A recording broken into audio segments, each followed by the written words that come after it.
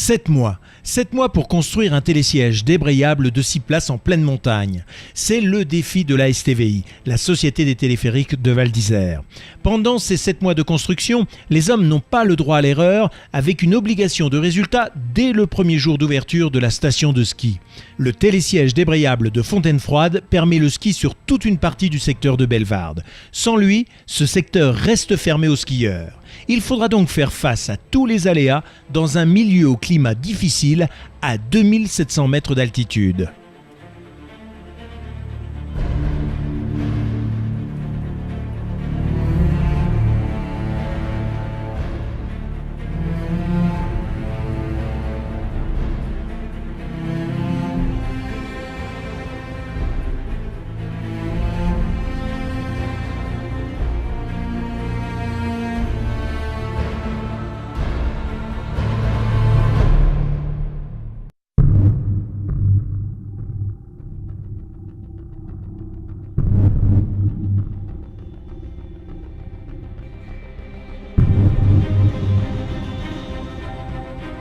Adieu. Adieu le vieux télésiège de Fontaine-Froide qui pendant 40 ans a rendu tant de services. Adieu ces vieux pylônes que l'on fait tomber comme des arbres morts. Adieu le câble porteur que les services rendus à transporter des centaines de milliers de skieurs ont rendu obsolète. Le nouveau télésiège suit une ligne différente et bénéficie d'une conception moderne. Rien de l'ancienne remontée mécanique ne sera conservé.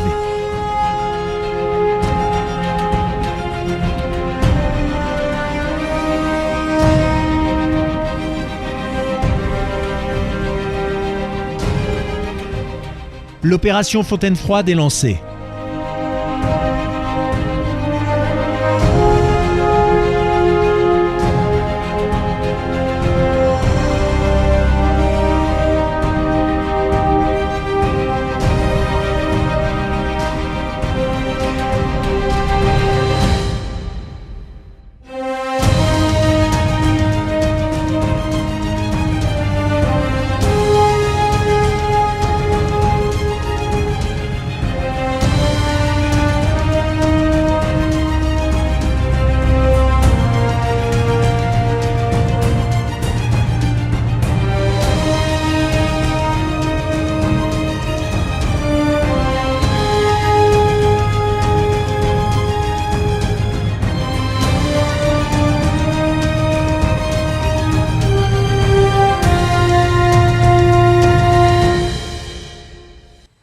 La nouvelle remontée mécanique sera longue de 1186 mètres et sera portée par 10 pylônes.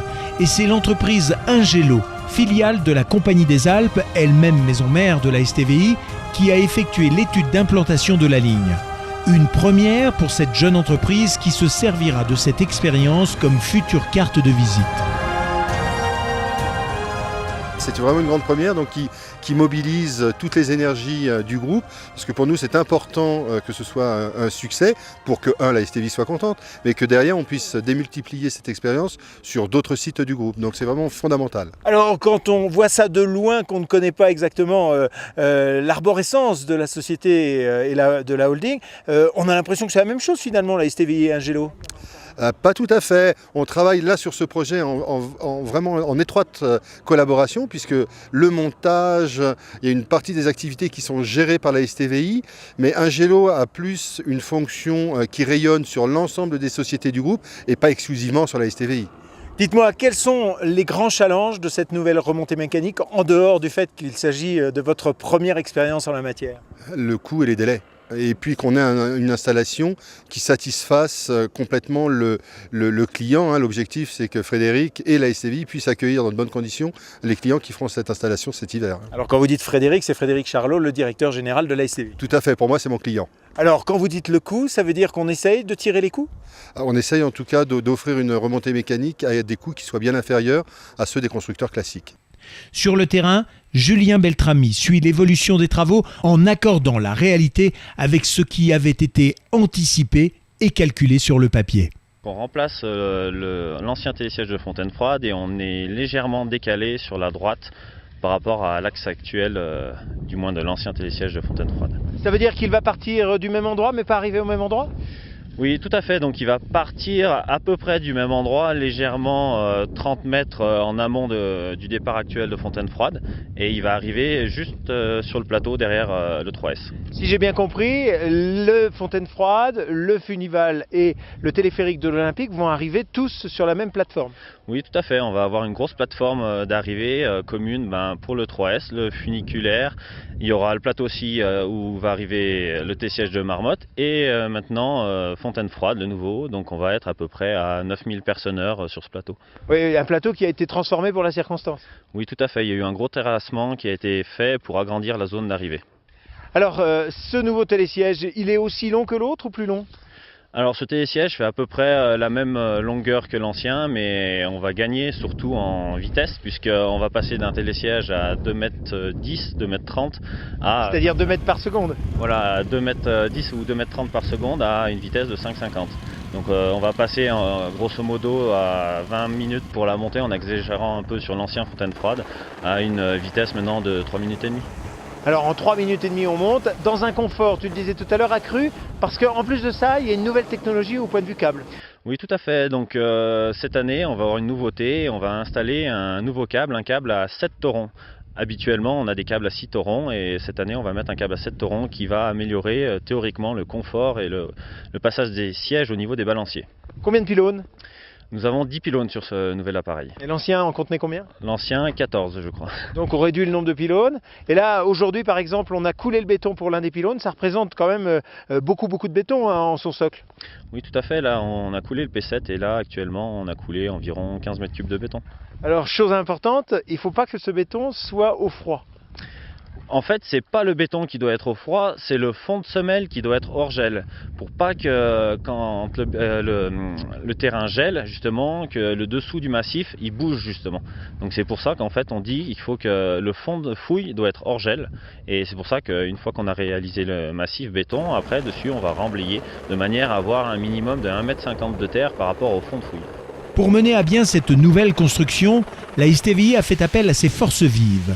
Aguerrie aux situations périlleuses, l'équipe de Jean Schioser, Jean-Jean comme ses collègues le surnomment et qui a déjà construit d'autres remontées dans la station, aura la mission de reconstituer l'énorme mécano conceptualisé par la société suisse Barthollet et qui arrive depuis la vallée.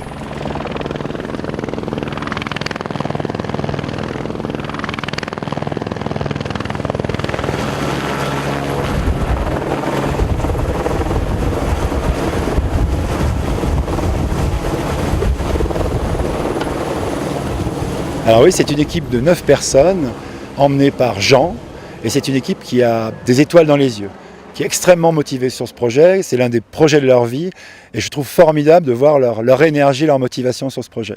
Oui, il a fallu choisir des hommes en adéquation avec ce projet.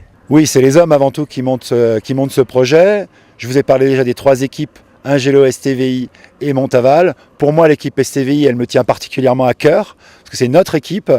Et ces 9 personnes sont entièrement dédiées à ce projet-là.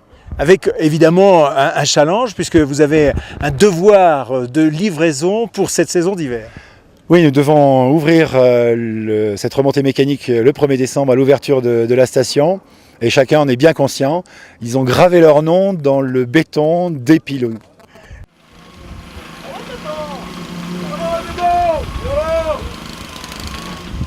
Pour tout cela, il faut des hommes d'expérience, armés de la volonté de réussite, mais aussi animés par la même sève du travail bien fait. Chacun le sait, il y aura dans cette construction d'intenses moments de bonheur collectif, mais aussi de doute. Donc t'as pas d'inquiétude quant à l'avancée de ces travaux finalement ? Non, absolument pas, non. On livrera l'appareil début novembre, comme il est prévu avec la direction. T'en es pas à ta première tentative, hein ? Oh non, ça doit être le 20e appareil que je construis. Donc une belle habitude ? On peut pas dire une habitude parce que tout appareil est différent d'un appareil à l'autre, quoi. Chacun a ses particularités. Dis-moi, celui-là, il aura quoi comme particularité par rapport aux autres ? Qu'est-ce qui fera la fierté d'avoir construit cette remontée mécanique par rapport aux autres remontées mécaniques ? Qu'est-ce qu'il aura en plus ? Pour l'instant, on peut pas te le dire. On verra quand on l'aura fini et au cours du chantier, si les impondérables qu'on aura pu avoir. Les études de sol et de contraintes sont scrutées à la loupe. En haut de Bellevarde, à la future gare d'arrivée, les travaux de terrassement sont gigantesques. Le télésiège arrivant sur la même plateforme que les téléphériques de l'Olympique et funiculaire, cette plateforme irriguant toutes les pistes de ski de Bellevarde devra permettre la circulation aisée de centaines de skieurs au même moment. Il faudra donc l'agrandir pour augmenter sa surface. Donc voilà, moi je fais partie du bureau d'études Alpin G et donc on fait une validation de fond de fouille donc pour le télésiège. C'est-à-dire que c'est à cet emplacement qu'il va y avoir la gare supérieure du télésiège ? La gare supérieure, et donc on vérifie au niveau du sol qu'on soit conforme à ce qui a été demandé dans les études de sol. Et il est comment ce sol ? Voilà, on trouve effectivement ce qui était prévu, donc on terrasse un petit peu plus que prévu, mais voilà, il n'y a pas de souci. En bas, dans les garages de la STVI, les hommes préparent les coffrages en bois des énormes socles servant à soutenir les pylônes. C'est la fin, c'est le dernier coffrage. Ça fait beaucoup de clous alors hein ? Ça fait un paquet de clous, quelques dizaines de kilos de clous qu'on a plantés depuis le début du chantier. Oui. Après une pause réconfort et détente, l'équipe remonte en altitude pour incorporer dans ses bacs de bois une forêt de tiges de métal servant à armer le béton.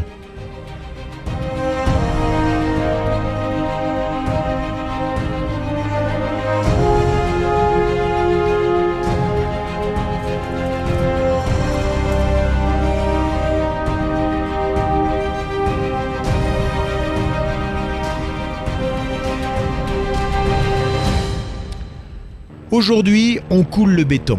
Souvent situé dans des endroits inaccessibles, l'hélico est le moyen le plus rapide pour apporter et couler celui-ci dans les coffrages de soutènement des tubes d'acier.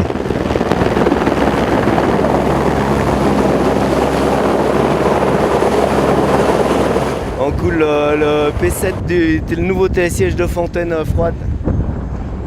Ça représente beaucoup de cubage de béton ? Là on a 20 mètres cubes de béton aujourd'hui. Bon, les conditions météo sont bonnes pour ça, non ? Ça va, un peu frais mais ça va, ouais. Il a pas l'air d'être mécontent le pilote. La manœuvre est délicate, elle doit être précise et l'hélicoptère, un engin spécial pouvant soulever plus d'une tonne à cette altitude, aligne au cordeau ses trajectoires.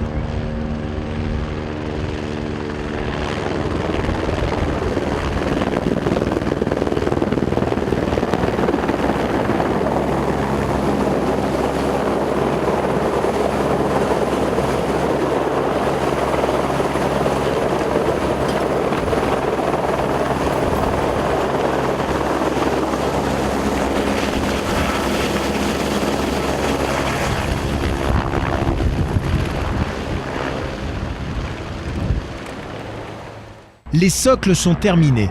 Il faut aujourd'hui poser les pylônes. Les tubes d'acier sont là aussi acheminés par hélicoptère.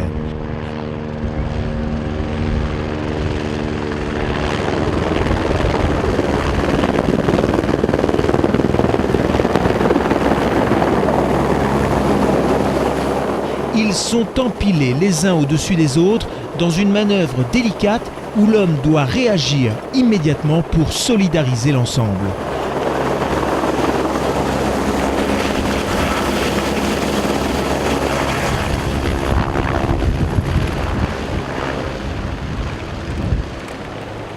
Lorsque les tubes sont solidaires, on pose au sommet les potences, des masses de près d'une tonne, qui supporteront les balanciers, supportant eux-mêmes les séries de galets accueillant le câble transporteur des sièges.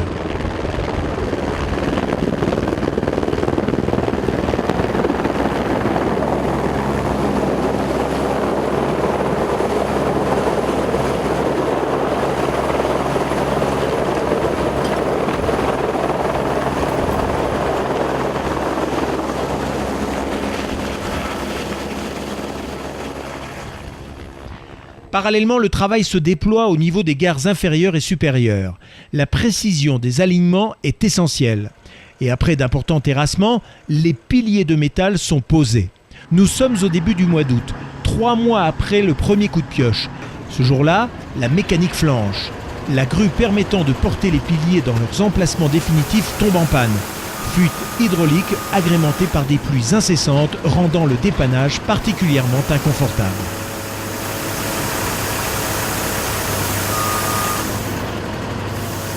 Si le travail ne connaît pas de relâche, il existe néanmoins un petit instant où l'équipe souffle un peu. C'est le repas du midi. Quand on dit midi, ça peut être 1h, 1h30, voire 2h. Pas question en effet de laisser en plan une tâche au profit du repas.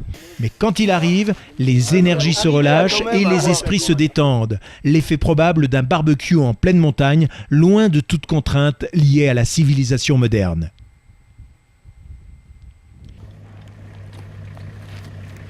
Les équipes s'affairent aussi à la gare supérieure. S'il s'agit de la zone de débarquement des skieurs, cette structure accueillera la machinerie avec le moteur de transmission.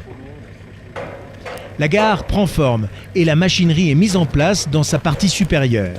Le mécanisme de transmission s'articule autour de la roue crantée large de plus de 4 mètres supportant le câble. On aborde les 3 derniers mois de travaux. On le sait, la météo d'automne conditionnera la rapidité d'exécution. Même si l'équipe connaît bien les temps changeants d'intersaison, il faut profiter du beau pour avancer. Après avoir posé les pylônes, potences et balanciers supportant les galets, il est temps d'équiper la remontée de son câble. Un joli serpent d'acier pesant 28 tonnes. Un travail long qui exige un vrai savoir-faire. On tire une aiguille, un petit câble pour tirer le gros par la suite dans les jours à venir. En bas, les équipes tirent la cordeline afin de lui faire prendre son emplacement définitif, car cette cordeline permettra de guider plus tard le câble porteur dans les gorges des galets. L'opération est délicate. Il faut des hommes équilibristes sur les potences pour guider ce fil et une équipe à terre pour l'acheminer de pylône en pylône dans des terrains souvent très accidentés. De plus, la longueur et le poids du câble donnent une tension de plus en plus contraignante au fur et à mesure que la manœuvre avance.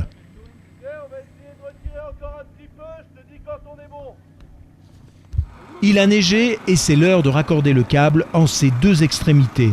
Cette phase s'appelle l'épissure.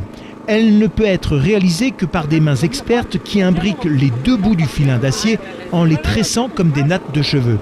La tension du câble fera que la boucle sera au final plus solide que n'importe quelle autre partie du câble. L'opération est longue et interdit toute erreur.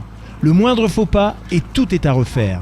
Il faut détresser le câble, enlever le noyau synthétique à l'intérieur. Et l'espace ainsi gagné permettra aux 2 extrémités du câble de se marier sans augmenter le diamètre final de cette partie du fil d'acier. Alors Jean-Jean, qu'est-ce que tu fais là? On habille l'autoron pour qu'il ait le même diamètre que l'âme, afin de, quand on va le remplacer, quand on va le rentrer à la place de l'âme, il prenne la place exacte avec le même diamètre. La saison approche. Dans 15 jours, la station ouvre ses portes. Il faut procéder à la mise en place des 66 sièges. Pour fluidifier l'action, l'hélicoptère achemine chaque fauteuil en son point d'entrée en gare. L'opération se fait au millimètre car l'oiseau de fer devra poser directement sur ses rails les roulements du chariot du siège. Le siège est en gare, prêt pour une longue carrière de transporteur de skieurs.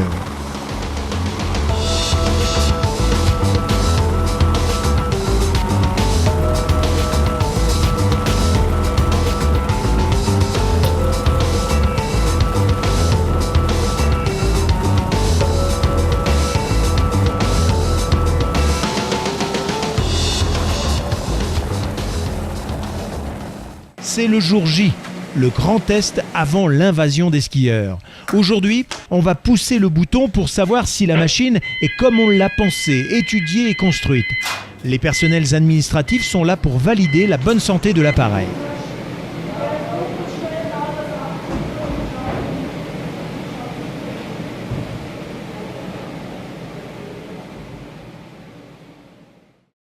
Tout va bien.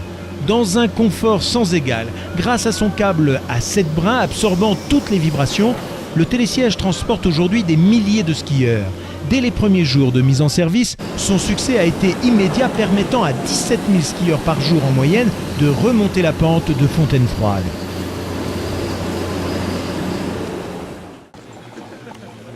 En janvier, les représentants des sociétés ayant construit l'engin ont inauguré l'appareil en compagnie des leaders de montagne. La confiance et l'attachement du groupe Compagnie des Alpes à Val d'Isère que je veux manifester. Val d'Isère, c'est un fleuron du groupe, mais c'est pas qu'un fleuron du groupe, c'est un fleuron du ski mondial. Je m'en rends compte, nous nous en rendons compte quand nous allons à l'autre bout du monde, en Chine, en Russie. On connaît Val d'Isère. Il suffit de dire qu'on est présent à Val d'Isère pour être crédible. Ça me fait plaisir d'abord et ça témoigne de notre engagement à investir. Alors que nous sommes là pour investir et pour développer ce domaine. Je suis en plus très heureux d'être là pour cette inauguration parce que c'est une réalisation qui a été faite en partenariat entre Ingelo, et on va peut-être dire deux mots d'Ingelo, et Barthollet, BMF. Nous avions commencé un partenariat très fructueux avec BMF, qu'on a commencé d'ailleurs aux Marmottes, donc ici déjà, et avec STVI. Ingelo, j'en redis un mot parce que Ingelo est devenu notre bureau d'études, notre constructeur pour l'ensemble du groupe et au fond est devenu pour le groupe ce qu'était Montaval pour la STVI et sur les bases de Montaval que nous avons construit Ingelo. Donc c'est dire combien la STVI est maintenant intégrée dans le groupe et combien ses savoir-faire et ses compétences sont utilisés partout, y compris d'ailleurs dans les parcs de loisirs.